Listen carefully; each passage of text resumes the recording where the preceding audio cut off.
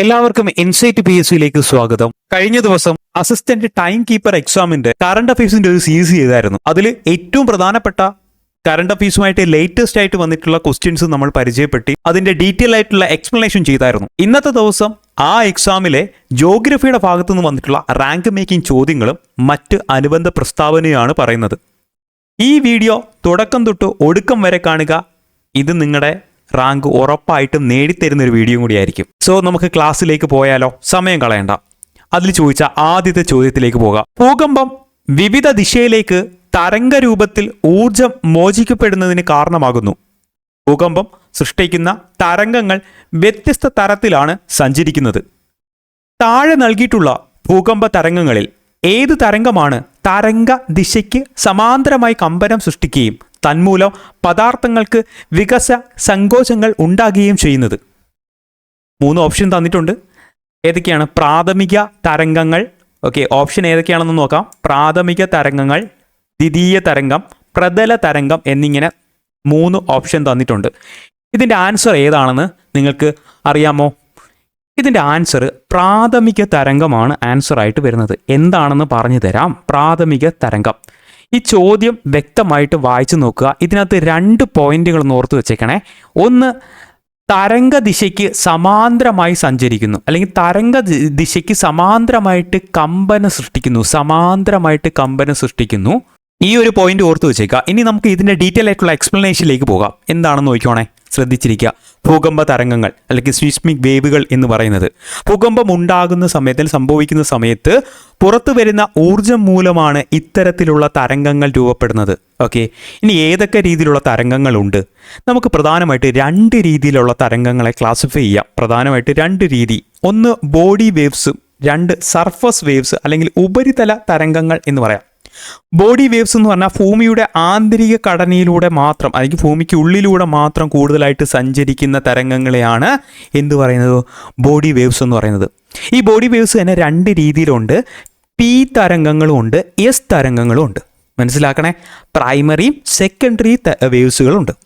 ഇനി രണ്ടാമത്തെയാണ് ഉപരിതല തരംഗം അല്ലെങ്കിൽ സർഫസ് വേവ് അല്ലെങ്കിൽ എൽ വേവ് എന്ന പേരിൽ അറിയപ്പെടും. ഭൂമിയുടെ ഉപരിതലത്തിലാണ് സഞ്ചരിക്കുന്നത്. ഉപരിതലത്തിലാണ് എന്ന കാര്യം ഓർത്തു വെക്കുക. ഭൂമിയുടെ ഉപരിതലത്തിൽ സഞ്ചരിക്കുന്നതാണ് സർഫസ് വേവ്. അപ്പം നമ്മൾ പഠിച്ചത് എന്താണ്? ഇത്തരത്തിലുള്ള തരംഗങ്ങൾ 2 രീതിയിലായിട്ട് ക്ലാസിഫൈ ചെയ്യാം. ഒന്ന് ബോഡി വേവ്സുകൾ അല്ലെങ്കിൽ ബോഡി തരംഗങ്ങൾ. 2 പറഞ്ഞു കഴിഞ്ഞാൽ സർഫസ് വേവ്, പ്രതല തരംഗങ്ങൾ, ഉപരിതലത്തിലുള്ള തരംഗങ്ങളായിട്ട് ക്ലാസിഫൈ ചെയ്യാം. ഇനി നമുക്ക് ഓരോന്നിനെ പറ്റി ഡീറ്റെയിൽ ആയിട്ട് പോകാം. എന്താണ് പി വേവ്സ്, എന്താണ് എസ് വേവ് എന്ന കാര്യം ഒന്ന് നോക്കാം. അടുത്തിലേക്ക് പോവാം. ഇവിടെ പ്രഭവ കേന്ദ്രത്തിൻ്റെ പേരെന്താണ്? പ്രഭവ കേന്ദ്രത്തിൻ്റെ പേരാണ് ഹൈപ്പോ സെൻറ്റർ അല്ലെങ്കിൽ ഫോക്കസ് എന്ന് പറയുന്നതാണ് ഹൈപ്പോ സെൻറ്റർ. ഈ ഹൈപ്പോ സെൻറ്ററിൽ നിന്ന് ഏറ്റവും ഷോർട്ടായിട്ടുള്ള ഉപരിതലത്തിലുള്ള സർഫസിലുള്ള പോയിന്റിനെ എന്താണ് പറയുന്നത്? എപ്പി സെൻറ്റർ ആണ്. പരീക്ഷയ്ക്ക് ചോദിക്കും, ഡിഗ്രി ലെവലിനൊക്കെ ചോദിക്കും കേട്ടോ. എപ്പി സെൻറ്റർ എന്ന പേരിലാണ് അറിയപ്പെടുന്നത്. ഏറ്റവും ഷോർട്ടായിട്ടുള്ള ഡിസ്റ്റൻസ് അത് സർഫസിലായിരിക്കും വരുന്നത്. മനസ്സിലായല്ലോ? ഇനി നമുക്ക് ഇത് പി വേവിനെ പറ്റിയുള്ള കാര്യങ്ങളാണ്. പി വേവിൻ്റെ കാര്യങ്ങളാണ് പറയുന്നത്. ശ്രദ്ധിച്ചിരിക്കുക. പി വേവ് എന്ന് പറയുന്നത് അനുദൈർഘ്യ തരംഗമാണ്. ഇമ്പോർട്ടൻറ്റ് പോയിന്റ് ആണ്. അനുദൈർഘ്യം, ലോഞ്ചിറ്റ്യൂഡൽ വേവ്സ് ആണ് അനുദൈർഘ്യം. എന്താണ് അടുത്തത്? കമ്പർഷൻ തരംഗങ്ങളാണ്. കമ്പർഷൻ തരംഗങ്ങൾ 2 പേരിൽ അറിയപ്പെടുന്നു. ഓക്കെ, ഏതൊക്കെയാണ്? അനുദൈർഘ്യമാണ് കമ്പർഷൻ വേവ് എന്ന് പറയുന്നു. ഇനി കമ്പനം എങ്ങനെയാണ്? കമ്പനം ഇതാണ് പരീക്ഷയ്ക്ക് ചോദിച്ചത്. തരംഗ ദിശയ്ക്ക് സമാന്തരമായിട്ടായിരിക്കും തരംഗം സഞ്ചരിക്കുന്ന ദിശയ്ക്ക് സമാന്തരം, പാരലായിട്ടായിരിക്കും സഞ്ചരിക്കുന്നത്. പാരലായിട്ടായിരിക്കും. ഇനി വേഗത്തിൽ സഞ്ചരിക്കുന്നു. ആദ്യം ഉപരിതലത്തിലെത്തുന്നതാണ്. ഏറ്റവും വേഗത്തിൽ സഞ്ചരിക്കുന്നതാണ് ആദ്യം ഉപരിതലത്തിലെത്തുന്നത്. ഏത് വേവാണ്? പി വേവാണ്. പ്രൈമറി വേവ്സ് ആണ്, അല്ലെങ്കിൽ പ്രാഥമിക തരംഗം എന്ന് പറയാം. ഇനി എങ്ങനെയാണ്? ഏതൊക്കെ മീഡിയത്തിലൂടെ സഞ്ചരിക്കുന്നു? ഖരം, ദ്രാവകം, വാതകം എല്ലാ മീഡിയങ്ങളിലൂടെ സഞ്ചരിക്കുന്നു. ഏത്? P waves. ഇനി ഏറ്റവും കൂടുതൽ ഏതാണ്? ഖരമാണ്. അത് കഴിഞ്ഞിട്ട് ദ്രാവകം, അത് കഴിഞ്ഞിട്ട് വാതകമായിരിക്കും വരുന്നത്. സോ അതുകൊണ്ട് തന്നെ ഫ്രീക്വൻസി അല്ലെങ്കിൽ ആവൃത്തി എന്താണ്? ഉയർന്ന ആവൃത്തിയാണ് വരുന്നത്. ഉയർന്ന ആവൃത്തിയാണ്. സ്പീഡ് കൂടുതലല്ലേ, ഉയർന്ന ആവൃത്തിയാണ് വരുന്നത്. നമുക്കറിയാം ഭൂമിയുടെ സോളിഡ് ഇന്നർ കോറിലും ഈ ഒരു തരംഗം പോകും. നമുക്കറിയാം ഭൂമി എടുക്കുകയാണെങ്കിൽ അത് കഴിഞ്ഞിട്ട് ആദ്യം നിൽക്കുക ഭൂവൽക്കമാണ്, അത് കഴിഞ്ഞിട്ട് മാൻഡിലാണ്, അത് കഴിഞ്ഞിട്ട് കോറുണ്ട്. ഈ കോറിൽ ഇന്നർ കോറ് എന്ന് പറയുന്നത് എന്താണ്? സോളിഡാണ്. സോ ഈ സോളിലൂടെയും സഞ്ചരിക്കും. അതുകൊണ്ട് തന്നെ ഷാഡോ റേഞ്ച് കുറവാണ് കേട്ടോ. ഷാഡോ റേഞ്ച് പഠിച്ചു വെച്ചേക്കണേ. ഷാഡോ റേഞ്ച് അല്ലെങ്കിൽ ഇതിൻ്റെ ഷാഡോ റേഞ്ച് വളരെ കുറവാണ്. പി റേഞ്ച് അല്ലെങ്കിൽ പി വേവ്സിന് എന്താണ്? ഷാഡോ റേഞ്ച് കുറവാണ്. 103 മുതൽ 143 വരെയാണ് വരുന്നത്. ക്ലിയർ ആയെന്ന് മനസ്സിലാക്കുന്നു. ഓർത്തുക. അനുദൈർഘ്യം എന്ന് പറയുമ്പം ശബ്ദം സഞ്ചരിക്കുന്ന അനുദൈർഘ്യമാണ്, മറന്നുപോലെ. പിന്നെ എന്താണ്? കമ്പഷൻ വേവ് എന്ന പേരിൽ അറിയപ്പെടുന്നു. ഇനി അടുത്തത് സമാന്തരമായിട്ടാണ്. കമ്പനം എങ്ങനെയാണ് സഞ്ചരിക്കുന്നത്? സമാന്തരമാണ്. തരംഗം സഞ്ചരിക്കുന്നതിന് സമാന്തരമായിട്ട് പാരലായിട്ട് വേഗത്തിൽ സഞ്ചരിക്കുന്നു. അതുകൊണ്ട് ഫ്രീക്വൻസി കൂടുതലായിരിക്കും. ഖരം, ദ്രാവകം, വാതകം എന്നീ മീഡിയത്തിലൂടെ സഞ്ചരിക്കുന്നുണ്ട്. ഇനി എന്താണ്? ആദ്യം ഉപരിതലത്തിലെത്തുന്നതാണ് എന്ന കാര്യം കൂടെ ഓർത്തുവയ്ക്കുക. ഷാഡോ റേഞ്ച് വളരെ കുറവായിരിക്കും. ഇനി അടുത്ത ഇതാണ് പി വേവ്, എസ് വേവ്. കേട്ടോ, പി വേവ് എന്ന് പറയുമ്പം ലോഞ്ചിറ്റ്യൂഡലാണ്. നമ്മൾ പഠിച്ച് ലോഞ്ചിറ്റ്യൂഡലായിട്ട് പോകുന്നതാണ്. സോ എസ് വേവ് എന്ന് പറയുമ്പോൾ എന്താണ്? നമ്മൾ ഈ ജലത്തിലെ ഓളങ്ങൾ പോലെ ആയിരിക്കും പോകുന്നത്, ഓളങ്ങൾ പോലെ. സോ കാര്യം മനസ്സിലായല്ലോ. ഇനി അടുത്തതിലേക്ക് പോകാം. ഷാഡോ റേഞ്ച് ആണ്. പി വേവിൻ്റെ ഷാഡോ റേഞ്ച് നമ്മൾ പറഞ്ഞു വളരെ കുറവാണ്. ഷാഡോ റേഞ്ച് കുറവാണ്. പക്ഷേ എസ് വേവിൻ്റെ ഷാഡോ റേഞ്ച് കണ്ടോ, ഇത്രയും ഏരിയ ഷാഡോ റേഞ്ച് ഉണ്ട്. അപ്പം ഷാഡോ റേഞ്ച് ഏറ്റവും കൂടുതലുള്ള ഏത് ഏരിയയാണ്? അത് എസ് വേവ് ആണ് എന്ന കാര്യം ഇവിടെ അറിഞ്ഞു വെച്ചേക്കുക. സോ കാര്യം മനസ്സിലായല്ലോ.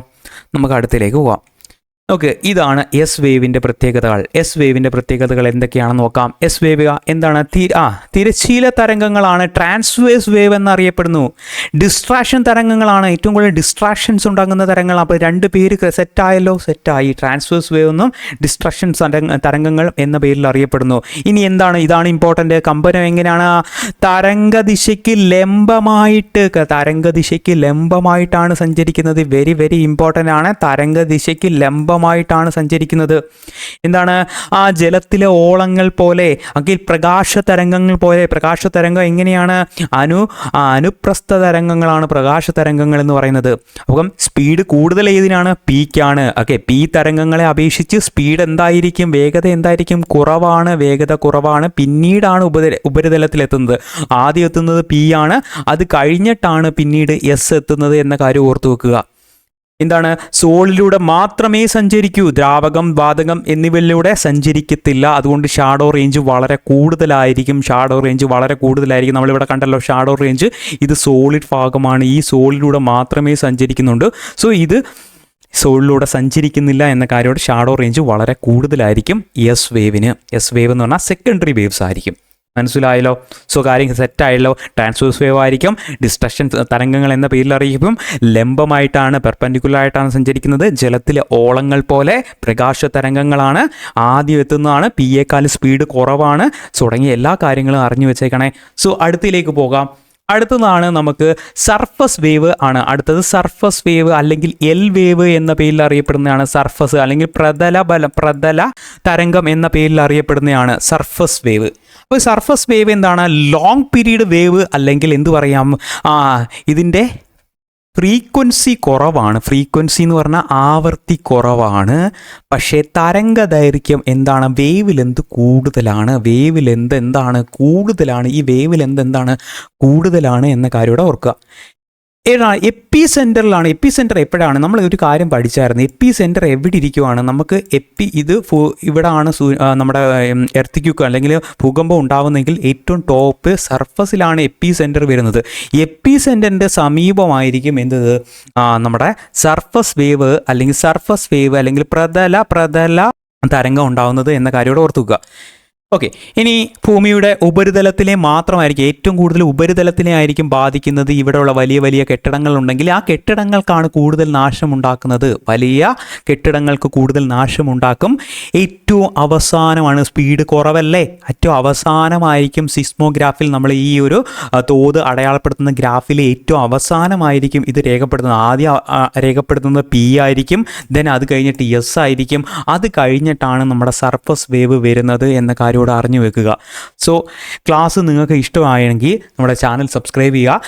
നിങ്ങളുടെ ഒരു പ്രചോദനം ഉണ്ടെങ്കിൽ നെക്സ്റ്റ് ക്ലാസ്സിലോട്ട് നമുക്കൊരു ഊർജ്ജം കിട്ടും. സോ അതുകൊണ്ട് നിങ്ങൾ എന്ത് ചെയ്യണം, ഉറപ്പായിട്ടും കമൻറ്റ് ചെയ്യുക, സബ്സ്ക്രൈബ് ചെയ്യുക, ചാനലിൻ്റെ വിലയിരുത്തുക, എങ്ങനെയുണ്ട് എന്ന് വിലയിരുത്തുക.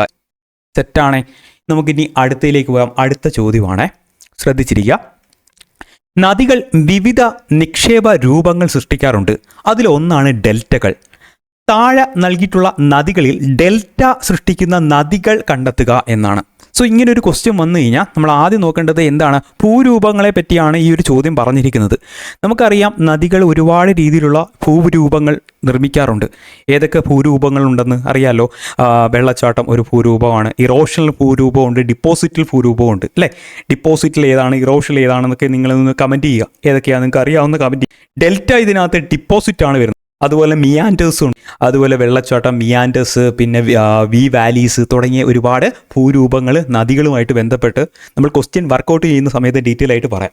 ഓക്കെ, അപ്പോൾ ഇവിടെ കൊടുത്തിരിക്കുന്ന ഡെൽറ്റ ക്രിയേറ്റ് ചെയ്യുന്ന നദികൾ ഏതൊക്കെയാണ്? ഓപ്ഷനായിട്ട് നർമ്മദ കൊടുത്തിട്ടുണ്ട്, കാവേരി, പെരിയാർ, മഹാനദി. നമുക്കൊരു ജസ്റ്റ് ഒന്ന് മാപ്പ് വരച്ചു കഴിഞ്ഞാൽ നമുക്കറിയാം ഉപദ്വീപ നദികളാണ് ഇതെല്ലാം കൊടുത്തിരിക്കുന്നത്. അപ്പോൾ ഉപദ്വീപ നദികൾ ഈസ്റ്റിലോട്ട് പോകുന്ന നദികളുണ്ട്, കിഴക്കോട്ട് പോകുന്ന നദികളുണ്ട്, പടിഞ്ഞാറോട്ട് പോകുന്ന നദികളുണ്ട്. ഇതിനകത്ത് പടിഞ്ഞാറോട്ട് പോകുന്ന നദികൾ ഏതൊക്കെയാണ്? നർമ്മദയും പെരിയാറുമാണ്. അപ്പം ഇനി ഏതൊക്കെയാണ് കിഴക്കോട്ട് പോകുന്ന നദികൾ? അത് കാവേരിയും മഹാനദിയാണ്. അപ്പോൾ ഈ രണ്ട് നദികളാണ് കൂടുതലായിട്ടും ഡെൽറ്റ ക്രിയേറ്റ് ചെയ്യുന്നത്. അതായത് ഈസ്റ്റിലോട്ട് പോകുന്ന നദികളാണ് ഡെൽറ്റ ക്രിയേറ്റ് ചെയ്യുന്നത്. അപ്പോൾ ഇതിൻ്റെ ആൻസർ ഏത് വരും? കാവേരിയും മഹാനദിയാണ് വരുന്നത്. കാവേരിയും മഹാനദിയും ഓപ്ഷൻ ഡി ആണ് വരുന്നത്. സോ നമുക്കിതിൻ്റെ ഡീറ്റെയിൽ ആയിട്ടുള്ള ഒരു എക്സ്പ്ലനേഷനിലോട്ട് പോകാം. നിങ്ങളെല്ലാം സ്കിപ്പ് ചെയ്യരുത്, ഒരുപാട് ഡീറ്റെയിൽ കൊണ്ടുവന്നിട്ടുണ്ട് നിങ്ങൾക്ക് വേണ്ടിയാണ്. സോ അതുകൊണ്ട് പഠിക്കുക. സോ നമുക്കൊന്ന് രണ്ടായിട്ടൊന്ന് ക്ലാസിഫൈ ചെയ്യാം. പടിഞ്ഞാറൻ തീരവും കിഴക്കൻ തീരവും രണ്ടായിട്ട് ക്ലാസിഫൈ ചെയ്യാം.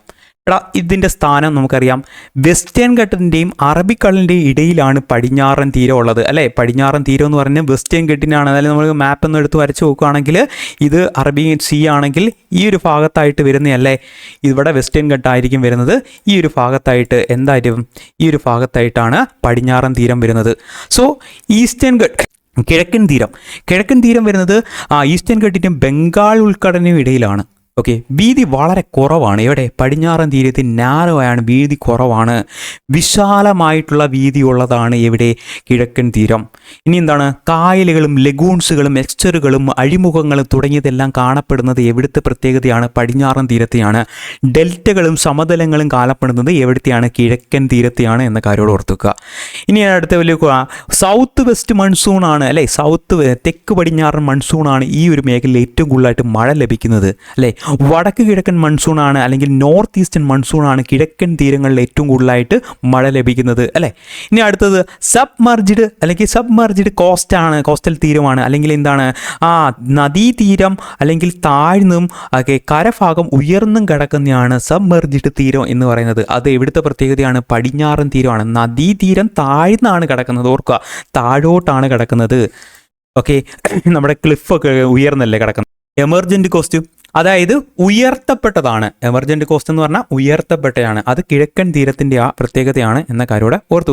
അടുത്തിലേക്ക് വന്നു കഴിഞ്ഞാൽ നമുക്ക് കിഴക്കൻ തീരത്തിലെ, ഇത് ടെക്സ്റ്റിലോ 9ാം ക്ലാസ്സിലെ ടെക്സ്റ്റിനകത്തുള്ളതാണ്, ജസ്റ്റ് ഒന്ന് പറഞ്ഞു പോകാം. കിഴക്കൻ തീരത്തിലെ പ്രധാനപ്പെട്ട നദികൾ ഏതൊക്കെയാണ്? ഉപദ്വീപ നദിയാണ് മഹാനദി, ഗോദാവരി, കൃഷ്ണ, കാവേരി. മഹാനദി എവിടെ നിന്നാണ് ഉത്ഭവിക്കുന്നത്? റായ്പൂരിലെ സിഹാവ ഛത്തീസ്ഗഡിലാണ്. ഇബ് ടെല്ലാണ് പോഷക നദി, ഛത്തീസ്ഗഡ്, ഒഡീഷ, മധ്യപ്രദേശ്. ഇനി അടുത്തിലേക്ക് പോകണം. ഗോദാവരി എന്ന് പറഞ്ഞാൽ നാസിക്കാണ്. ഉപദ്വീപിലെ ഏറ്റവും നീളം കൂടിയ നദിയാണ് ഗോദാവരി എവിടെ? മഹാരാഷ്ട്രയിലാണ്, നാസിക്കിലാണ്. ഇനി പ്രാണഹിത, ഇന്ദ്രാവതി, ശബരിയാണ് പോഷക നദി. മഹാരാഷ്ട്ര, മധ്യപ്രദേശ്, ആന്ധ്രാപ്രദേശിലൂടെ ഒഴുകുന്ന നദിയാണ്. ഇനി കൃഷ്ണ പറയുവാണെങ്കിൽ കൃഷ്ണ നദി മഹാരാഷ്ട്രയിലെ മഹാബലേശ്വരിൽ നിന്നാണ് ഉത്ഭവിക്കുന്നത്. നിന്നാണ്. തുംഗഭദ്ര, ഭീമ, കൊയ്ന തുടങ്ങിയത് കൃഷ്ണയുടെ പോഷക നദിയാണ്. മഹാരാഷ്ട്ര, കർണാടക, ആന്ധ്രാപ്രദേശ് എന്നീ സംസ്ഥാനങ്ങളിലൂടെ ഒഴുകുന്നതാണ്. ഉപദ്വീപ ഇന്ത്യയിലെ ഏറ്റവും വലിയ രണ്ടാമത്തെ നദിയും കൂടിയാണ് കൃഷ്ണ എന്ന കാര്യം ഇവിടെ ഓർത്തു വെക്കുക. അടുത്തയാണ് കാവേരി. ബ്രഹ്മഗിരി കുന്നുകളിൽ നിന്നാണ്, കർണാടകയിലെ ബ്രഹ്മഗിരി കുന്നുകളിൽ നിന്നാണ് ഉത്ഭവിക്കുന്നത്. കബനി, ഭവാനി, അമരാവതി തുടങ്ങിയത് കാവേരിയുടെ പോഷക നദികളാണ്. കർണാടക, തമിഴ്നാട്, കേരളം എന്നീ സംസ്ഥാനങ്ങളിലൂടെയാണ് കാവേരി നദി ഒഴുകുന്നത്. ഒരു എക്സ്ട്രാ ഒരു പോയിന്റ് കൂടെ അറിഞ്ഞു വെച്ചേക്ക്. ഉപദ്വീപ നദികൾ എപ്പോഴും മൺസൂണിനെ ആശ്രയിച്ചാണ് എന്ത് ചെയ്യുന്നത്, ജലം ഉണ്ടാവുന്നത്. ഓക്കെ, ഹിമാലയ നദികളിൽ വേനൽക്കാലത്തും ശൈത്യകാലത്തും എന്തെങ്കിലും ഒരുപോലെ ജലസമൃദ്ധിയാണ്. പക്ഷേ ഉപദ്വീപ നദികൾ എപ്പോഴും മൺസൂണിനെ മാത്രമാണ്. പക്ഷേ കാവേരിക്ക് ഒരു പ്രത്യേകതയുണ്ട്. കാവേരി രണ്ട് ടൈപ്പിലുള്ള മഴ ലഭിക്കാറുണ്ട്. ഓക്കെ, ഏതൊക്കെയാണ്? തെക്ക് പടിഞ്ഞാറൻ മൺസൂണും അതുപോലെ തന്നെ വടക്ക് കിഴക്കൻ മൺസൂണും, രണ്ട് മൺസൂണും ലഭിക്കുന്ന ഒരു നദിയാണ് കാവേരി. സോ അതുകൊണ്ട് കാവേരിയിൽ വറ്റാത്ത നദിയാണ്. ഉപദ്വീപ നദികളിൽ വറ്റാത്ത നദി ഏതാന്ന് വെച്ച് കഴിഞ്ഞാൽ കാവേരിയാണ്. അത് മറന്നു പോകരുത്. അതും പുതിയ 9ാം ക്ലാസ്സിലെ 3ാമത്തെ ചാപ്റ്ററിനകത്തുള്ള ഒരു പോയിന്റാണ്, ഓർത്തു വെച്ചേക്കാം. സോ നമ്മൾ പടിഞ്ഞാറോട്ട് ഒഴുകുന്ന ഉപദ്വീപ നദികളെ പറ്റി പറയാം. ഇപ്പം നമ്മൾ നേരത്തെ പറഞ്ഞത് കിഴക്കോട്ട് ഒഴുകുന്ന നദികളാണ്. പടിഞ്ഞാറോട്ട് ഒഴുകുന്ന നദികളാണ് നർമ്മദ, താപ്തി എന്നീ നദികൾ. നമുക്കറിയാവുന്നതാണ് അല്ലേ. ഈ നർമ്മദ, താപ്തി എന്നീ നദികൾ ഒഴിച്ചാൽ പടിഞ്ഞാറോട്ട് ഒഴുകുന്ന നദികൾ ഏറെയും പശ്ചിമഘട്ടത്തിന്റെ പടിഞ്ഞാറൻ ചരിവിൽ ഉത്ഭവിച്ച് പടിഞ്ഞാറൻ തീരസമുദ്രത്തിലൂടെ അതിവേഗം അറബിക്കടലിൽ പതിക്കുന്നു. അതായത് ജസ്റ്റ് വരച്ചു കഴിഞ്ഞാൽ നമുക്ക് നോക്കിയാലോ. അതായത് ഈ ഒരു ഭാഗത്താണ് പശ്ചിമഘട്ടം ഉള്ളത്. ഈ പശ്ചിമഘട്ടത്തിൻ്റെ പടിഞ്ഞാറൻ ചരിവ്, ഇതാണല്ലോ പടിഞ്ഞാറൻ ചരിവ്. ഈ പടിഞ്ഞാറൻ ചരിവിൽ നിന്ന് ഉത്ഭവിച്ച് എങ്ങോട്ട് പോകും? അറബിക്കടലിലേക്കാണ് പോകുന്നത്. പക്ഷേ നർമ്മദ, താപ്തിയൊക്കെ ഇതൊക്കെ ഡെക്കാൻ പീഠഭൂമിയുടെ ഭാഗമാണ്. ഇതെല്ലാം ഡെക്കാൻ പീഠഭൂമിയുടെ ഭാഗമാണെങ്കിൽ ഈ ഒരു ഭാഗമായിട്ടാണ് മധ്യ ഉന്നത തടം അല്ലെങ്കിൽ സെൻട്രൽ ഹൈലാൻഡ് എന്ന് പറയുന്നത്. ഈ സെൻട്രൽ ഹൈലാൻഡിൻ്റെ ഉയർന്ന പ്രദേശങ്ങളിൽ നിന്ന് ഉത്ഭവിച്ച് എവിടെ പോവും? അറബിക്കടലിൽ പോകുന്നതാണ് നർമ്മദ, താപ്തി. നമ്മൾ ടെക്സ്റ്റിനകത്ത് എഴുതിയിരിക്കുന്ന പോയിന്റ് വായിച്ചേ. നർമ്മദ, താപ്തി എന്നീ നദികൾ മധ്യ ഉന്നത തടത്തിലെ ഉയർന്ന പ്രദേശങ്ങളിൽ നിന്നാണ് ഉത്ഭവിക്കുന്നത്. നമ്മൾ പഠിച്ചല്ലേ, ഉയർന്ന പ്രദേശങ്ങളിൽ നിന്നാണ് ഉത്ഭവിക്കുന്നത്. ഇനി എന്ത് ചെയ്യും? മാർബിൾ ശിലകൾ ഉണ്ടാക്കുന്നുണ്ട്. അതിനൊരു എക്സാമ്പിൾ വരാം. അതിലേക്കൂടെ പോകുന്ന ഒരു വെള്ളച്ചാട്ടമുണ്ട്. അതേതാണ്? ദുവാന്തർ വെള്ളച്ചാട്ടം. ഈ ദുവാന്തർ വെള്ളച്ചാട്ടം എവിടെയാണ്? ജബൽപൂരിന് സമീപമുള്ള ദുവാന്തർ വെള്ളച്ചാട്ടം. അടുത്തിടെ എക്സാമിന് ചോദിച്ചാണ് ദുവാന്തർ വെള്ളച്ചാട്ടം ഏത് നദിയിലാണ്? നർമ്മദയിലാണ് അല്ലെ. സർദാർ സരോവർ വിവിധ ഉദ്ദേശ പദ്ധതികളും ഈ ഒരു നദിയിലുണ്ട്. ഈ നർമ്മദ നദി ഉത്ഭവിക്കുന്നത് എവിടെയാണ്? അമർകണ്ടക്കിൽ നിന്നാണ്. അമർകണ്ടക്ക് എവിടെയാണ്? മധ്യപ്രദേശാണ്. ഹിരൺ, ബെഞ്ചർ തുടങ്ങിയതൊക്കെ എന്താണ്? പോഷക നദികളാണ്. നദീതീരം അല്ലെങ്കിൽ ഏതൊക്കെയാണ് ഈ നദീതടം ഉൾക്കൊള്ളുന്ന സംസ്ഥാനങ്ങൾ? മധ്യപ്രദേശ്, മഹാരാഷ്ട്ര, ഗുജറാത്താണ്. മധ്യപ്രദേശ്, മഹാരാഷ്ട്ര, ഗുജറാത്താണ്. താപ്തി നദി മുൾട്ടായി പ്രദേശത്താണ്, അത് മധ്യപ്രദേശാണ്. ദെൻ പൂർണ്ണ, ഗിർന തുടങ്ങിയ പോഷക നദികൾ ഉണ്ടായിരിക്കാം. ഇതും ഏതൊക്കെ സംസ്ഥാനത്തിലൂടെ തന്നെയാണ്? മധ്യപ്രദേശ്, മഹാരാഷ്ട്ര, ഗുജറാത്ത് എന്നീ സംസ്ഥാനങ്ങളിലൂടെയാണ് ഒഴുകുന്നത്. സോ ഈ ഒരു ചോദ്യം മനസ്സിലായെങ്കിൽ നമുക്ക് അടുത്തൊരു ചോദ്യത്തിലേക്ക് പോകും. 1:50,000 കേട്ടോ. എത്രയാണ്? 50,000 സ്കെയിലുള്ള ഒരു ടോപ്പോഗ്രാഫിക് മാപ്പിൽ 2 സെന്റിമീറ്റർ അളവിലുള്ള ദൂരം യഥാർത്ഥം എത്ര കിലോമീറ്റർ ആണ്? മനസ്സിലായോ? ഇത് അങ്ങനെ കണ്ടുവന്നിട്ടുള്ള ഒരു ചോദ്യമല്ല, എങ്കിലും അതിൻ്റെ ഒരു എക്സ്പ്ലനേഷൻ ഞാൻ തരാം. 1:50,000 സ്കെയിലുള്ള ഒരു ടോപ്പോഗ്രാഫിക് മാപ്പിൽ 2 സെന്റിമീറ്റർ അളവിലുള്ള ദൂരം യഥാർത്ഥത്തിൽ എത്ര കിലോമീറ്റർ ആണ്? ഇതിൻ്റെ ആൻസർ 1 കിലോമീറ്റർ ആണ്. 1 കിലോമീറ്റർ എന്താണ്, എങ്ങനെയാണെന്ന് നമുക്ക് നോക്കാം. ഇവിടെ പറഞ്ഞേക്കുന്നത് 1:50,000 ആണ് പറഞ്ഞേക്കുന്നത്. 1:50,000 ഇതിന് ഞാൻ സെന്റിമീറ്ററിലേക്ക് മാറ്റുവാണെങ്കിൽ 1 സെന്റിമീറ്ററിന് എത്രയാണ്? 50,000 സെന്റിമീറ്റർ. മനസ്സിലായോ? 1 സെന്റിമീറ്ററിന് 50,000 സെന്റിമീറ്റർ എന്ന തോത് കണക്ക്. ഇനി നമുക്ക് 2 സെന്റിമീറ്റർ അല്ലേ ചോദ്യത്തിൽ. അപ്പോൾ 2 സെന്റിമീറ്ററിന് എത്രയാകും? 2 സെന്റിമീറ്റർ 2 × 50,000 അല്ലേ? 50,000 2 × 50,000 എന്ന് പറയുന്നത് എന്താണ്? അത് 1 ലക്ഷമല്ലേ? 1 ലക്ഷമല്ലേ? സോ കാര്യം മനസ്സിലായോ? ഇനി സെൻറ്റിമീറ്ററിലാണ് നമുക്ക് തന്നേക്കുന്നത് അല്ലേ. ഈ സെൻറ്റിമീറ്ററിനെ എന്തിലേക്കാക്കാം, മീറ്ററിലേക്ക് മാറ്റാം. സെൻറ്റിമീറ്ററിനെ നമുക്ക് എത്ര, 1,00,000 അല്ലേ കിട്ടിയേക്കുന്നത്, 1,00,000 അല്ലേ. ഈ 1,00,000നെ നമ്മൾ എന്തിലോട്ട് മാറ്റുന്നു, ഇത് സെൻറ്റിമീറ്റർ ആണ്, ഇതിനെ മീറ്ററിലോട്ട് മാറ്റുവാണെങ്കിൽ 100 കൊണ്ട് ഡിവൈഡ് ചെയ്യുന്നു. നമുക്ക് ക്യാൻസൽ ചെയ്യാമല്ലോ, 100 കൊണ്ട് ക്യാൻസൽ ചെയ്ത് ഡിവൈഡ് ചെയ്യുമ്പം നമുക്ക് എത്ര കിട്ടി, 1000 മീറ്റർ എന്ന് കിട്ടി. 1000 മീറ്റർ എന്ന് പറഞ്ഞാൽ 1 കിലോമീറ്റർ അല്ലേ, 1 കിലോമീറ്റർ അല്ലേ. സോ അതാണ് ഇവിടെ എഴുതിയേക്കുന്നത്. നമുക്ക് ആൻസറിൽ എത്തിലേക്ക് എത്താം, 1 കിലോമീറ്ററിലേക്ക് എത്താം. മനസ്സിലായി എന്ന് വിശ്വസിക്കുന്നു. അടുത്തിലേക്ക് പോകാം. ഇതുമായിട്ട് ബന്ധപ്പെട്ടിട്ടുള്ള കുറച്ച് കാര്യങ്ങൾ പറയാം. എന്താണ് ധരാതലീയ ഭൂപടങ്ങൾ അല്ലെങ്കിൽ ടോപ്പോഗ്രഫി ഭൂപടങ്ങൾ എന്താണെന്ന് നോക്കാം. പ്രകൃതിദത്തമായതും മനുഷ്യനിർമ്മിതമായിട്ടുള്ള എല്ലാ ഭൗമ ഉപരിതലത്തിലെ സവിശേഷതകളും വളരെ സൂക്ഷ്മമായി ചിത്രീകരിക്കുന്ന ഭൂപടങ്ങളെയാണ് ധരാതലീയ ഭൂപടങ്ങൾ എന്ന് പറയുന്നത്. പ്രകൃതിദത്തമാവാം, മനുഷ്യനിർമ്മിതമായിട്ടുള്ള ഭൗമ ഉപരിതലത്തിലുള്ള സവിശേഷത വളരെ സൂക്ഷ്മമായി ചിത്രീകരിക്കുന്നുള്ളൂ. എന്തൊക്കെ വരാം, ഓക്കെ, ഭൗമ ഉപരിതലത്തിലെ ഉയർച്ചകൾ, താഴ്ചകൾ, നദികൾ, മറ്റു ജലാശയങ്ങൾ, വനങ്ങൾ വരാം, കൃഷിസ്ഥലങ്ങൾ, തരിശുഭൂമികൾ, ഗ്രാമങ്ങൾ, പട്ടണങ്ങൾ, ഗതാഗത വാർത്താവിനിമയ മാർഗങ്ങൾ തുടങ്ങിയതെല്ലാം വരാം. ഭൗമ ഉപരിതലത്തിലെ സവിശേഷത സൂക്ഷ്മമായിട്ട് ചിത്രീകരിക്കുന്നത്. അതോ ഇതാണ് ടോപ്പോഗ്രഫി മാപ്പ് എന്ന് പറയുന്നത്. ഇനി ടോപ്പോഗ്രഫി മാപ്പ് ഏത് തോതിലുള്ള ഭൂപടമാണെന്ന് നോക്കാം. വലിയ തോതിലുള്ള ഭൂപടമാണ്. ഇവിടെ എപ്പോഴും കൺഫ്യൂഷൻ വരുന്ന ഒന്നാണ്, ഒരു വലിയ തോത് ഭൂപടവും ചെറിയ തോത് ഭൂപടവും. അതായത് ചെറിയ പ്രദേശത്തിനെ നമ്മൾ വലുതായിട്ട് വലിയ സ്കെയിലിൽ വരയ്ക്കുകയാണെങ്കിൽ അത് വലിയ തോത് ഭൂപടം. കഡസ്ട്രിയൽ ഭൂപടം എന്ന് പറയുന്നത് ഒരു വലിയ തോത് ഭൂപടമാണ്. നിങ്ങളുടെ ചെറിയ പ്രദേശമാണ്, അതിനെ വലുതായിട്ട് വരയ്ക്കുക. നിങ്ങൾ നിൽക്കുന്ന ഏതെങ്കിലും ഒരു വില്ലേജ് ചെറിയ ഒരു പ്രദേശമാണ്, കൺസിഡർ ചെയ്യുകയാണെങ്കിൽ നമ്മൾ ലോകത്തെ കൺസിഡർ ചെയ്യുകയാണെങ്കിൽ വളരെ ചെറുതാണ്. സോ ഈ ചെറിയ പ്രദേശത്തിനെ വലുതായിട്ട് നമ്മൾ വലുതായിട്ട് ചിത്രീകരിക്കുകയാണെങ്കിൽ അതിനെന്ത് പറയുന്നു, അത് വലിയ തോത് ഭൂപടം എന്ന് പറയാം. മനസ്സിലായോ? അവിടെ എഴുതിയിരിക്കുന്ന താരതമ്യേന ചെറിയ പ്രദേശങ്ങളെ വിശദമായിട്ടുള്ള ഭൂപടങ്ങൾ ആണ് വലിയ തോത് ഭൂപടം എന്ന് പറയുന്നത്. ഇനി നോക്കുക, ഇന്ത്യയുടെ മാപ്പ്. നമുക്കറിയാം ഇന്ത്യയുടെ മാപ്പ് എന്ന് പറഞ്ഞാൽ വളരെ ചെറിയ മാപ്പാണ്, ഓക്കെ അല്ലേ. വളരെ ചെറിയ മാപ്പാണ് ഇന്ത്യയുടെ മാപ്പ് എന്ന് പറയുന്നത് അല്ലേ. ഈ ഇന്ത്യയുടെ മാപ്പ് എന്ന് പറയുന്നത് വലിയ പ്രദേശമല്ലേ. ഇന്ത്യ എന്ന് പറയുന്നത് വലിയൊരു പ്രദേശമാണ്. അതിനെ നമ്മൾ എന്ത് ചെയ്ത് കംപ്രസ് ചെയ്ത് ചെറുതായിട്ട് വരയ്ക്കുവാണ്. അപ്പോൾ അത് എന്തൊരു തരം മാപ്പാണ്, ചെറിയ തോത് മാപ്പാണ്. അതുകൊണ്ടാണ് നമ്മൾ എന്ത് ചെയ്ത് അതിൻ്റെ വാളിലൊക്കെ ഈ ഒരു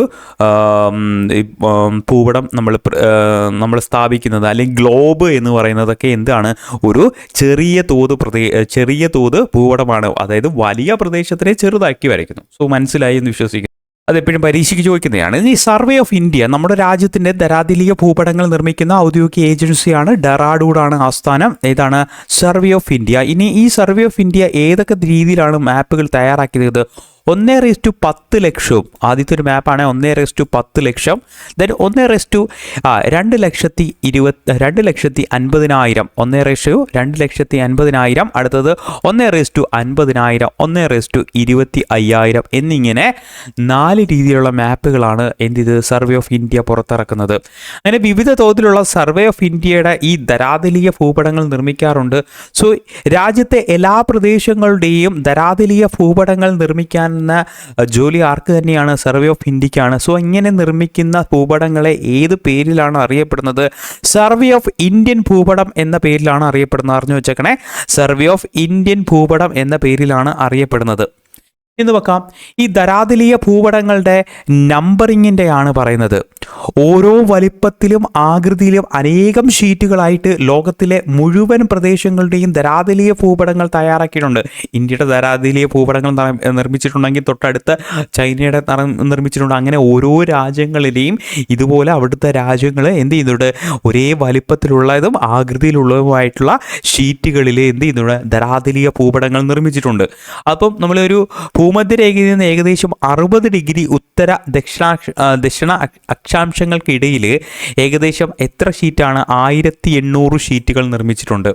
ഇനി 60 മുതൽ 88 വരെയുള്ള പ്രദേശങ്ങളാണെങ്കിൽ 88 വരെയുള്ള പ്രദേശങ്ങളാണെങ്കിൽ എന്ത് ചെയ്യുന്നുണ്ട്, ആ ഒരു പ്രദേശങ്ങളിൽ എത്ര നിർമ്മിച്ചിട്ടുണ്ട്? 420 ഷീറ്റുകൾ നിർമ്മിച്ചിട്ടുണ്ട്. ധ്രുവങ്ങളിൽ 2 ഷീറ്റ്. അങ്ങനെ ടോട്ടൽ ഏകദേശം 2222 ഷീറ്റുകളാണ് ലോകത്ത് മൊത്തമായിട്ടുള്ളത്. ഓർത്ത് വെച്ചേക്കണം, ഈ നമ്പറിങ് മറന്ന പോലെ ലോകത്ത് മൊത്തം എത്രയാണ്?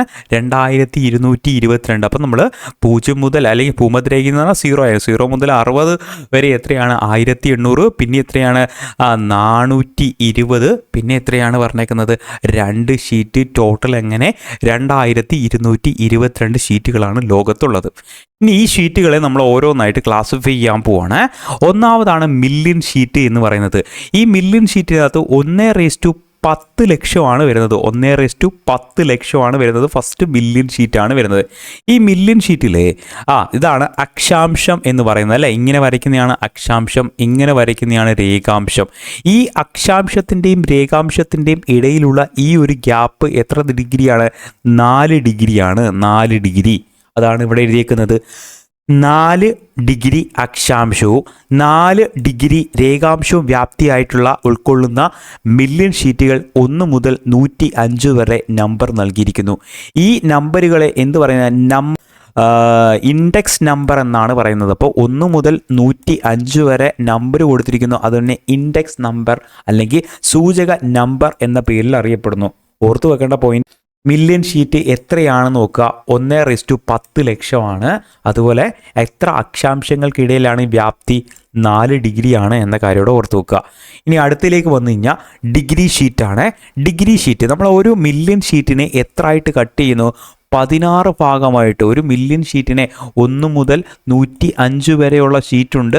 അതിൽ ഏതെങ്കിലും ഒരു ഷീറ്റിനെ ഇപ്പം എടുത്ത്, ഇപ്പം 45 എന്ന് പറയുന്ന എൻ്റെ ഇടയിലുള്ള ഒരു നമ്പറല്ലേ 45. ഇത് 45 എന്ന് പറഞ്ഞാൽ ഒരു മില്യൺ ഷീറ്റാണ്. ഈ മില്യൺ ഷീറ്റിനെ എത്ര ഭാഗങ്ങളായിട്ട് തിരിയുന്നു? 16 ഭാഗങ്ങളായിട്ട് കട്ട് ചെയ്യുന്നു. 16 ഭാഗങ്ങളായിട്ട് കട്ട് ചെയ്യുന്നു. സോ ഈ 16 ഭാഗങ്ങളായിട്ട് കട്ട് ചെയ്യുന്നതിനാണ് ഡിഗ്രി ഷീറ്റ് എന്ന് പറയുന്നത്. മനസ്സിലായോ? ഇത് മില്യൺ ഷീറ്റാണ്. ഈ മില്യൺ ഷീറ്റിനെ 16 ഭാഗമായിട്ട് കട്ട് ചെയ്യുന്നതുകൊണ്ട് ഇതിനെ ഡിഗ്രി ഷീറ്റ് എന്ന പേരിൽ അറിയപ്പെടുന്നു. കിട്ടിയല്ലോ? അപ്പോൾ ഈ ഡിഗ്രി ഷീറ്റുകൾ അതിന് നമ്പർ കൊടുത്തേക്കുന്ന എ മുതൽ പി വരെയുള്ള അക്ഷരങ്ങളാണ്. എ മുതൽ പി വരെയുള്ള അക്ഷരങ്ങളാണ്. 2 അക്ഷാംശങ്ങൾക്കും 2 രേഖാംശങ്ങൾക്ക് ഇടയിലുള്ള വ്യാപ്തി എത്ര ഡിഗ്രിയാണ്? 1 ഡിഗ്രിയാണ്. കേട്ടോ, ഓർത്ത് വെച്ചേക്കണേ. 1 ഡിഗ്രിയാണ്. 1 ഡിഗ്രിയാണ്. 1 ഡിഗ്രി. മനസ്സിലായല്ലോ? അപ്പം അക്ഷാംശങ്ങളുടെയും രേഖാംശങ്ങളുടെയും ഇടയിലുള്ള വ്യാപ്തി എത്ര വരുന്നുണ്ട്? 1 ഡിഗ്രി വരുന്നുണ്ട്. 1 ഡിഗ്രി അക്ഷാംശ രേഖാംശ വ്യാപ്തിയുള്ള ഈ ഓരോ ഷീറ്റുകളും ഓരോന്നായിട്ട് 1/250,000 എന്ന തോതിൽ ക്രമീകരിച്ചിരിക്കുന്നു എന്ന കാര്യത്തോടെ ഓർത്ത് വെക്കുക. മിനിറ്റ് ഷീറ്റാണ്. മിനിറ്റ് ഷീറ്റ് എന്ന് പറയുവാണെങ്കിൽ ഈ അക്ഷാംശങ്ങളും രേഖാംശങ്ങളുടെ ഇടയിലുള്ള വ്യാപ്തി എത്രയാണ്? 15 മിനിറ്റ് ആണ് എന്ന കാര്യത്തോടെ ഓർത്ത് വെക്കുക. 15 മിനിറ്റ്. കേട്ടോ, 15. അക്ഷാംശങ്ങൾക്കും രേഖാംശങ്ങളുടെ ഇടയിലുള്ള ഗ്യാപ്പ് എത്ര വരുന്നു? 15 മിനിറ്റ് ആണ്. 15 മിനിറ്റ്. ഓക്കെ, ക്ലിയർ ആണല്ലോ? ഓക്കെ, ഇതിനെയും എത്ര മുതൽ? 1 മുതൽ 16 വരെ ക്ലാസിഫൈ ചെയ്തിട്ടുണ്ട് എന്ന കാര്യത്തോടെ അറിഞ്ഞു വെക്കുക. അടുത്ത ക്വസ്റ്റ്യൻ ആണ്, താഴെ കൊടുത്തിരിക്കുന്ന സ്ഥലങ്ങളിൽ ഏതൊക്കെ സ്ഥലങ്ങളാണ് ദേശീയ ജലപാത NW2 ബന്ധിപ്പിക്കുന്നത്? ഓക്കെ, NW2 ആണ് ബന്ധിപ്പിക്കുന്നത്. ഏതാണ്? സാദ്യ ധൂബ്രി ആണ്. സാദ്യ ധൂബ്രി. ഓർത്തു നോക്കുക, സാദ്യ ധൂബ്രി. NW1 എന്താണ്? ഗംഗാ നദിയിൽ അലഹബാദ് മുതൽ ഹാൽഡിയ വരെയാണ്. 1620 കിലോമീറ്റർ ആണ് വരുന്നത്. NW2 എന്ന് പറയുന്നത് ബ്രഹ്മപുത്ര നദിയിലെ സാദ്യ മുതൽ ധൂബ്രി വരെയാണ്. 891 കിലോമീറ്റർ ആണ്. NW3 അതായത് വെസ്റ്റ് കോസ്റ്റ് കനാൽ എന്ന് പറയുന്നത്, അല്ലേ? വെസ്റ്റ് കോസ്റ്റിൽ പശ്ചിമ തീര കനാൽ, അല്ലേ? ആണ്. കേരളം മുതൽ കൊല്ലം മുതൽ കോട്ടപ്പുറം മാറി ഇപ്പം കോഴിക്കോട് വരെ ആക്കിയിട്ടുണ്ട്. ഇതിൻ്റെ നീളം എക്സ്റ്റെൻഡ് ചെയ്തിട്ടുണ്ട്. 365 ആക്കി. ഇനി ദേശീയ ജലപാത 4 ആണ്. ഗോദാവരി കൃഷ്ണ നദികളുമായിട്ട് ബന്ധപ്പെട്ടാണ്, അല്ലേ? കാക്കിനാട മുതൽ പുതുച്ചേരി വരെയുള്ളതാണ്. 1095 കിലോമീറ്റർ വരുന്നുണ്ട്. ഇനി അതുപോലെ തന്നെ NW5, അല്ലേ? ഈസ്റ്റ് കോസ്റ്റ് കനാൽ എന്ന പേരിൽ അറിയപ്പെടുന്നതാണ്. പൂർവ്വതീര കനാൽ എന്ന് അറിയപ്പെടുന്നതാണ്. ബ്രാഹ്മണി മുതൽ മഹാനദി ഡെൽറ്റകൾക്കിടയിലാണ് ഈ ഒരു ജലപാത. 623 കിലോമീറ്റർ ആണ് വരുന്നത്. കിട്ടിയല്ലോ? ഇതൊക്കെ നിങ്ങൾക്ക് അറിയാവുന്നതാണ്. നമുക്ക് അടുത്തയിലേക്ക് പോകാം. ഈ NW3യുടെ കാര്യമാണ്. NW3 എന്താണ്? കോട്ടപ്പുറം മാറിയിട്ട് കോഴിക്കോട് ആക്കിയിട്ടുണ്ട്. 1993 എന്ത് വരുന്നത്? ഈ ഒരു പാത വരുന്നത്. ഇതിൻ്റെ ഇതിനകത്ത് പ്രധാനമായിട്ട് വരുന്ന ഭാഗങ്ങൾ ഏതാണ്? വെസ്റ്റ് കോസ്റ്റ് കനാല് വരാറുണ്ട്, ചെമ്പക്കര കനാല്, ഉദ്യോഗമണ്ഡല് തുടങ്ങിയ കാര്യങ്ങളൊക്കെ ഇതിനകത്താണ് വരുന്നത്. സോ NW3 എക്സ്റ്റെൻഡ് ചെയ്ത് 2016 ദേശീയ ജലപാത നിയമം, ഓക്കെ, ഒരു ദേശീയ ജലപാത നിയമം അനുസരിച്ച് ഇതിൻ്റെ നീളം എത്രയാക്കി? 365 ആക്കി എന്ന കാര്യം കൂടെ ഓർത്തു വെച്ചേക്കണം. സോ അടുത്തൊരു ചോദ്യത്തിലേക്ക് വരാം. താഴെ കൊടുത്തിരിക്കുന്ന ഏത് ജില്ലയാണ് കൂടുതൽ ജില്ലകളുമായിട്ട് അതിർത്തി പങ്കിടുന്നത്? ഓക്കെ, ഏത് ജില്ലയാണ് കൂടുതൽ ജില്ലയുമായിട്ട് അതിർത്തി പങ്കിടുന്നത്? പത്തനംതിട്ടയാണ് ആൻസർ ആയിട്ട് വരുന്നത് കേട്ടോ. ആൻസർ ഏതാണ്? പത്തനംതിട്ടയാണ് ആൻസർ. നമുക്ക് ഓരോ ജില്ലയും ഏതൊക്കെ സംസ്ഥാനങ്ങൾ ഏതൊക്കെ ജില്ലകളുമായിട്ട് അതിർത്തി പങ്കിടുന്നു എന്ന് നോക്കാം, പെട്ടെന്ന് നോക്കാം. ഏതാണ്? കൊല്ലം എടുക്കാം. ആദ്യം തിരുവനന്തപുരം എടുക്കാം. തിരുവനന്തപുരം കൊല്ലമായിട്ടാണ്, ഒരു ജില്ലയുമായിട്ട് മാത്രമാണ് ഒരു ജില്ലയും. കൊല്ലം എടുത്തു കഴിഞ്ഞാൽ തിരുവനന്തപുരം, പത്തനംതിട്ട, ആലപ്പുഴ 3 ജില്ലകളുമാണ് ഇവിടെ. തിരുവനന്തപുരം, പത്തനംതിട്ട, ആലപ്പുഴയാണ്. ഇനി പത്തനംതിട്ട എടുത്താലോ 4 ജില്ലയുണ്ടായിരിക്കും. ഏതൊക്കെയാണ്? കൊല്ലം, ആലപ്പുഴ, കോട്ടയം, ഇടുക്കി. കൊല്ലം, ആലപ്പുഴ, കോട്ടയം, ഇടുക്കി. ഇനി അടുത്ത ആലപ്പുഴ എടുത്താലും 4 ജില്ലയുണ്ട്. കൊല്ലം, പത്തനംതിട്ട, കോട്ടയം, എറണാകുളം. ഓക്കെ, 4 ജില്ലയുണ്ടല്ലോ. അടുത്ത കോട്ടയം എടുക്കുകയാണെങ്കിൽ കോട്ടയം, ആലപ്പുഴ, പത്തനംതിട്ട, ഇടുക്കി, എറണാകുളമാണ്. 4 ജില്ല ഇവിടെയുണ്ട്. 4 ജില്ലയുണ്ട് എന്ന കാര്യം ഓർത്ത് വെക്കുക. ഇനി അടുത്ത് ഇടുക്കി എടുത്തു കഴിഞ്ഞാൽ പത്തനംതിട്ട, കോട്ടയം, എറണാകുളം, തൃശ്ശൂർ ജില്ലയാണ്. അവിടെ 4 ജില്ലയുണ്ട്. നിങ്ങൾ ഏത് ജില്ലയാണെന്ന് നിങ്ങളൊന്ന് കമൻറ്റ് ചെയ്തേ. നിങ്ങളുടെ ജില്ലകൾ എത്ര ജില്ലകളുമായിട്ട് അതിർത്തി പങ്കിടുന്നു എന്ന് ഒന്ന് കമൻറ്റ് ചെയ്തേ. ഓക്കെ, ഇനി എറണാകുളം എടുക്കാം. എറണാകുളത്ത് എടുത്താൽ ആലപ്പുഴ, കോട്ടയം, ഇടുക്കി, തൃശ്ശൂരാണ്. തൃശ്ശൂർ എടുത്തു കഴിഞ്ഞാൽ എറണാകുളം, ഇടുക്കി, പാലക്കാട്, മലപ്പുറമാണ്. അപ്പോൾ ഇവിടെ കൺഫ്യൂഷനായിട്ട് വരുന്ന കാര്യം എന്ന് വെച്ച് കഴിഞ്ഞാൽ പത്തനംതിട്ട, ആലപ്പുഴ, കോട്ടയം, ദെൻ ഇടുക്കി, എറണാകുളം, തൃശ്ശൂർ 4 ജില്ലകളുമായിട്ട് അതിർത്തി പങ്കിടുന്നുണ്ട് കേട്ടോ. ഏകദേശം 6 ജില്ലകൾ 4 ജില്ലയുമായിട്ട് അതിർത്തി പങ്കിടുന്നു എന്ന കാര്യം ഓർക്കുക. ഇനി പാലക്കാടുമായിട്ട് തൃശ്ശൂരും മലപ്പുറമാണ്. പാലക്കാടുമായിട്ട് തൃശ്ശൂരും മലപ്പുറമാണ്. മലപ്പുറം എടുക്കുകയാണെങ്കിൽ പാലക്കാട്, തൃശ്ശൂർ, കോഴിക്കോടാണ്. മലപ്പുറം എടുക്കുകയാണെങ്കിൽ പാലക്കാട്, തൃശ്ശൂർ, കോഴിക്കോടാണ്. നെക്സ്റ്റ് കോഴിക്കോട് എടുക്കുകയാണെങ്കിൽ 3 ജില്ലയാണ്. മലപ്പുറം, വയനാട്, കണ്ണൂരാണ്. മലപ്പുറം, വയനാട്, കണ്ണൂരാണ്. വയനാട് എടുക്കുകയാണെങ്കിൽ അവിടെ 3 ജില്ലയാണ് വരുന്നത്. കോഴിക്കോട്, മലപ്പുറം, കണ്ണൂരാണ് വരുന്നത്. കോഴിക്കോട്, മലപ്പുറം, കണ്ണൂര്. കണ്ണൂർ എടുക്കുകയാണെങ്കിൽ കോഴിക്കോട്, വയനാട്, കാസർഗോഡാണ് വരുന്നത്. കണ്ണൂർ എടുക്കുകയാണെങ്കിൽ കോഴിക്കോട്, വയനാട്, കാസർഗോഡാണ് വരുന്നത്. സോ അവസാനത്തെ ജില്ലയായ കാസർഗോഡ് കണ്ണൂരുമായിട്ട് മാത്രമേ ഉള്ളൂ. അതേതാണ്? നമ്മുടെ ഒരു ജില്ലയായിട്ട് മാത്രം. ഒരു ജില്ലയുള്ളത് ഏതൊക്കെയായിരുന്നു? തിരുവനന്തപുരം ഉണ്ടായിരുന്നു, അതുപോലെ കാസർഗോഡ് ഉണ്ടായിരുന്നു. സോ 2 ജില്ലയുള്ളത് ഏതായിരുന്നു? അത് പാലക്കാട് ആണ് 2 ജില്ലയുള്ളത്. സോ നമ്മുടെ ഓപ്ഷനിനകത്ത് വിട്ട് വന്നു കഴിഞ്ഞാൽ ഏതൊക്കെയാണ്? കൊല്ലത്തിന് എത്ര ജില്ലയുണ്ട്? കൊല്ലത്തിന് 3 ജില്ലയുണ്ട്. സോ വയനാടിന് എത്ര ജില്ലയുണ്ട്? വയനാട് നോക്കിയേ, വയനാടിന് എത്രയായിരുന്നു? നമ്മളിപ്പോൾ പഠിച്ചല്ലേ, 3 ജില്ലയാണ് വയനാടിനുള്ളത്. സോ വയനാടിന് 3 ജില്ലയാണ്. പാലക്കാടിന് 2 ജില്ലയാണ്. പത്തനംതിട്ടയ്ക്ക് 4 ജില്ലയുണ്ട് എന്ന കാര്യം ഓർക്കുക. ഓക്കെ, നിങ്ങൾക്ക് ഈ വീഡിയോ ഇഷ്ടപ്പെട്ടിട്ടുണ്ടെങ്കിൽ നമുക്ക് ഇതുമായിട്ടുള്ള ഒരു സീരീസ് ആയിട്ട് ഓരോ ക്വസ്റ്റ്യൻസ് 2025 ലേറ്റസ്റ്റ് ആയിട്ട് കഴിഞ്ഞ പരീക്ഷയുടെ ഒരു സീരീസ് ആയിട്ട് നമുക്ക് ക്വസ്റ്റ്യൻസ് ചെയ്യാൻ പോവുകയാണ്. വിത്ത് എക്സ്പ്ലനേഷൻ ആണ് പറയുന്നത്. ഓക്കെ, അതിൻ്റെ കൂടെ തന്നെ ഓരോ ടോപ്പിക്ക് കവർ ചെയ്ത് പോകും. അപ്പോൾ നമുക്ക് ഈ ഒരു സീരീസ് മുന്നോട്ട് പോകണം. അതുകൊണ്ട് നിങ്ങളുടെ സപ്പോർട്ട് ഉണ്ടായിരിക്കണം. സോ നമുക്ക് ഇവിടെ വെച്ച് ഇന്നത്തെ ക്ലാസ് വൈൻഡപ്പ് ചെയ്യുകയാണ്. Thank you.